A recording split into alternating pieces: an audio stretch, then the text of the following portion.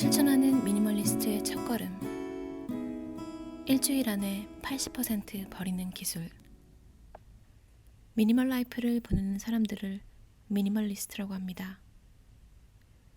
미니멀리스트는 자기 나름의 삶을 중요하게 생각하기 때문에 그들의 라이프 스타일은 저마다 다릅니다.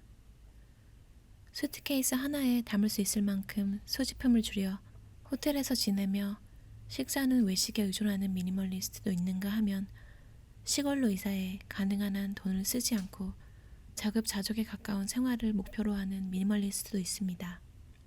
물건을 잔뜩 가지고 있어도 행복하지 않다.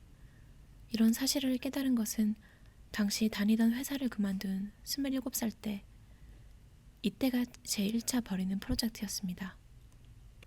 저는 이전부터 소지품이 너무 많은데 진저리를 치고 있었습니다. 모두 내가 좋아서 산 것들입니다. 그런데 샀을 때는 즐겁지만 집에 가지고 돌아와 몇 번 입으면 곧바로 다음 옷으로 관심이 옮겨가 거의 모든 것이 장롱만 배부르게 하고 있었습니다. 그런 잡화가 그리 좋았던 것도 아닌데 덤에 이끌려 주문했습니다. 어리석게도 덤을 얻는 것은 이득이다 라고 착각했습니다. 새삼 내 방을 돌아보니 잡동사니로 가득한 더러운 방. 내 삶을 바꾸고 싶어서 물건을 버리기 시작했습니다. 직업 소개서에 가거나 구인 잡지를 보며 일을 찾으면서도 대부분의 시간을 치우면서 보냈습니다. 이렇게 물건만 사들인 것은 역시 근본적인 어딘가에서 불행했던 것이라는 걸 지금이라면 알 수 있습니다. 인생에 어떤 목적도 없고 회사 일도 그리 재미있지 않고 특히 뭔가에 정열을 기울일 일도 없이 마음속으로는 늘 우울했습니다. 그런 불만을 물건을 사면서 메웠던 겁니다. 37살이 되었을 때 캐나다로 유학을 떠나게 되었습니다. 이 유학은 인생을 되돌릴 좋은 기회라고 생각했습니다. 해외에 가야 하니 짐은 최소한으로 줄여 이번에야말로 심플 라이프를 실현하자. 유학 중에는 그리 물건을 지니고 있지 않았습니다. 유학 비용으로 돈을 다 써버렸기 때문입니다. 학생으로 있는 한 옷은 그다지 필요 없습니다. 이렇게 물건이 적은 학생 생활을 보냈지만 유학 2년째 임신을 하면서 아이 아버지와 함께 살게 되었습니다. 아이가 태어난 것을 계기로 제 2차 버리는 프로젝트도 끝이 납니다. 제가 44살이 되었을 때 딸이 초등학교에 입학했습니다. 딸은 점심을 먹으러 오긴 했지만 평일은 3시 40분까지는 학교에 있었기 때문에 드디어 한숨을 돌릴 수 있었습니다. 그때 문득 주위를 둘러봤는데 집안은 잡동사니로 가득. 아니 어느새? 하고 솔직히 놀랐습니다.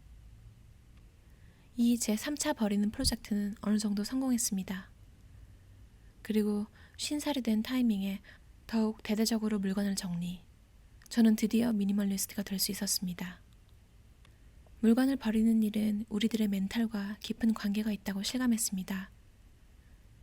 물건을 잘 버리기 위해서는 자신의 마음과 타협을 하는 것이 무엇보다 중요합니다. 버린 물건에게는 미안하지만 버리면 버릴수록 삶은 편안해졌고 제 기분은 가벼워졌습니다. 사람은 일단 물건을 소유하면 내 물건이라는 의식이 생겨 좀처럼 놓을 수가 없습니다. 일단 버리려고 하면 손이 멈춥니다. 버리고 싶은데 버릴 수 없다는 불가사의한 딜레마에 빠지고 마는 겁니다. 하지만 애당초 뭔가를 버리고 싶다고 생각한다는 것은 더 이상 필요 없다는 답이 이미 반쯤 나와 있다고 생각합니다. 그런데 실제로 버리려고 하면 아니, 이건 버릴 수 없어. 그건 하고 다양한 변명이 떠오릅니다. 집착의 변명을 낳고 결단을 내리지 못합니다.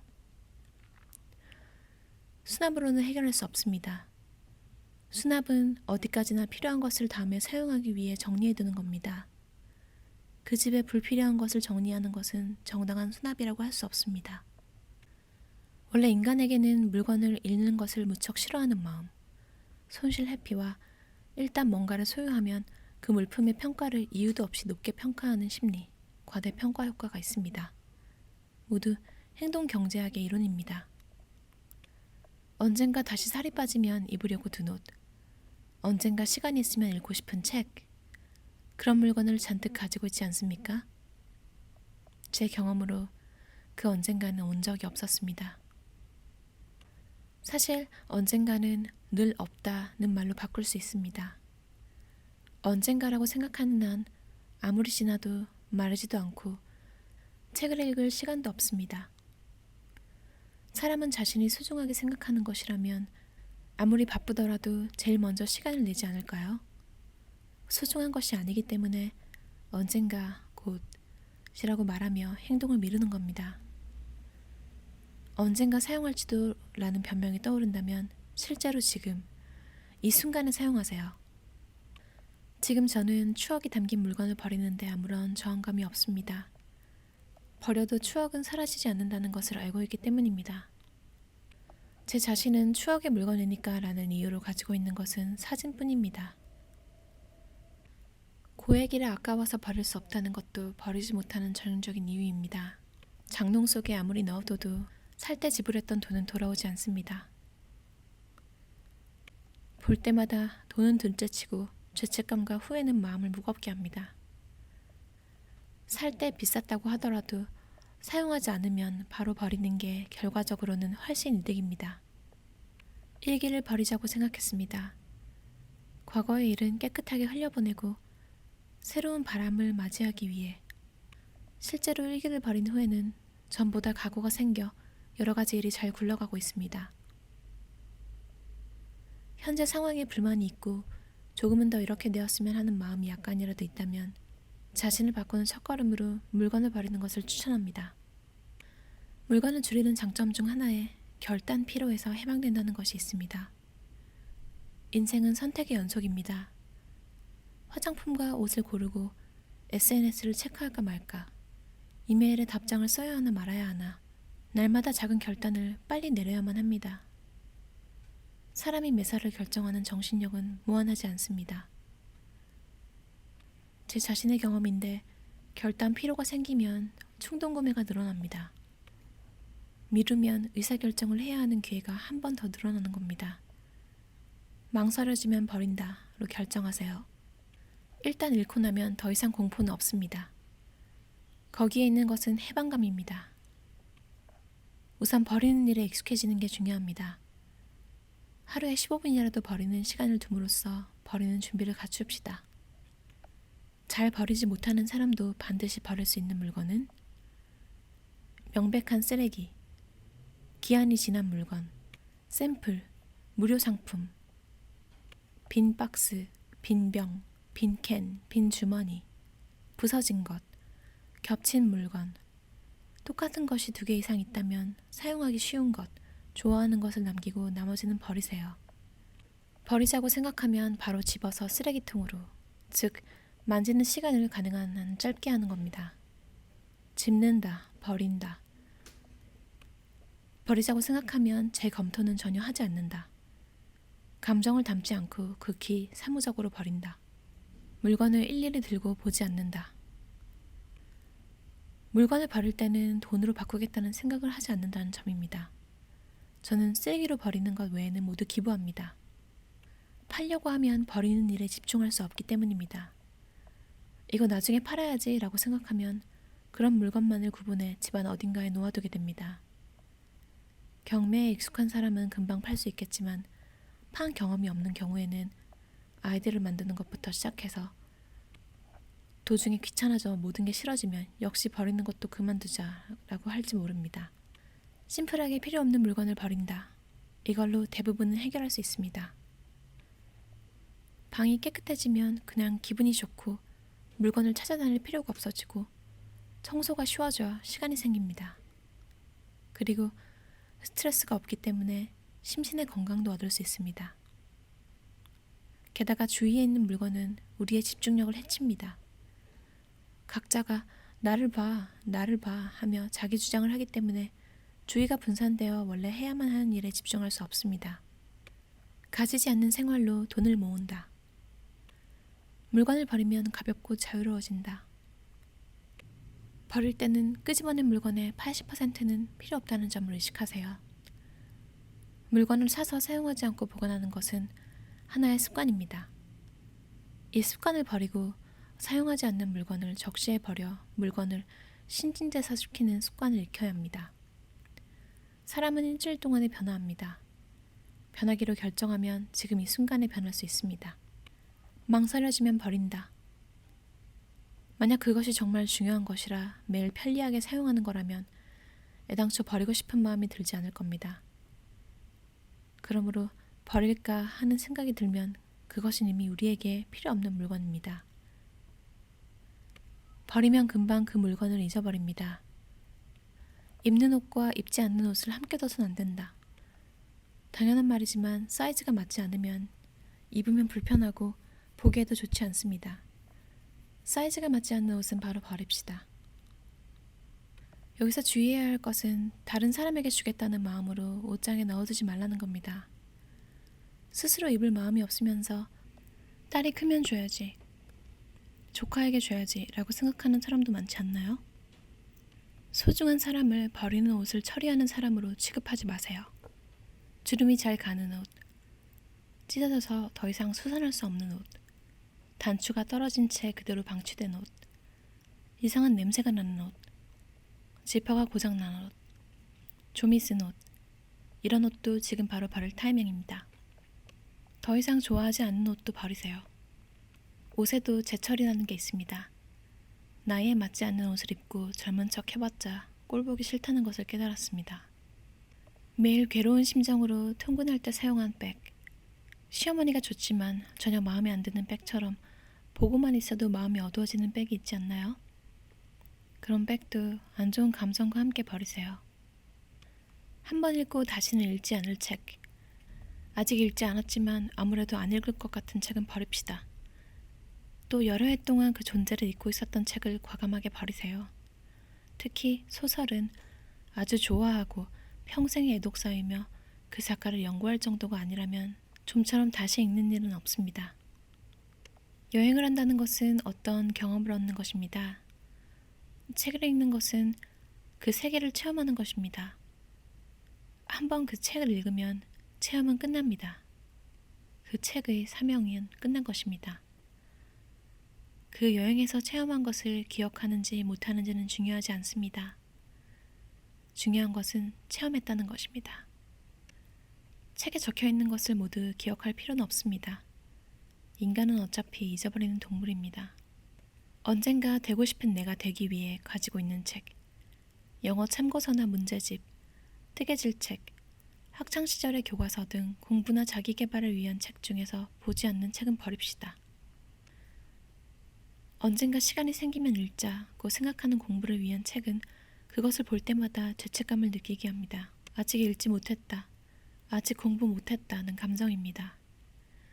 이 같은 감정은 스트레스이기 때문에 스트레스를 해소하기 위해서라도 가지고만 있고 공부하지 않는 참고서와 교과서는 버립시다.